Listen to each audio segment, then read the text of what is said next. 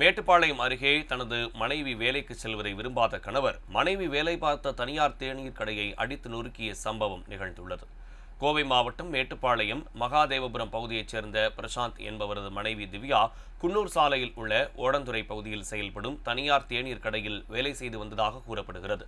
இந்நிலையில் பிரசாந்த் மனைவி திவ்யா வேலைக்கு செல்வது அவரது கணவருக்கு பிடிக்கவில்லை என்றும் இதனால் அவர்களுக்குள் பிரச்சனை ஏற்பட்டு வந்ததாகவும் கூறப்படுகிறது. இந்த சூழலில் தேநீர் கடை உரிமையாளரிடம் தொலைபேசியில் பேசிய கணவர் பிரசாந்த் தனது மனைவிக்கு வேலை கொடுக்கக்கூடாது என கூறியுள்ளார்.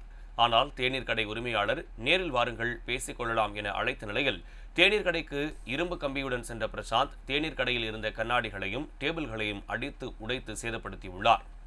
இதனை தடுக்க வந்த ஊழியர்களுக்கு கொலை மிரட்டல் விடுத்ததாகவும் கூறப்படுகிறது. கண்ணாடிகளை அடித்து உடைத்து அட்டகாசம் செய்த சிசிடிவி காட்சிகள் வெளியாகிய நிலையில் இதுகுறித்து கடையின் உரிமையாளர் மேட்டுப்பாளையம் காவல் நிலையத்தில் புகார் அளித்துள்ளார். அதன்படி விசாரணை நடத்தி போலீசார் பிரசாந்தை கைது செய்து நீதிமன்றத்தில் ஆஜர்படுத்தி சிறையில் அடைத்தனர்.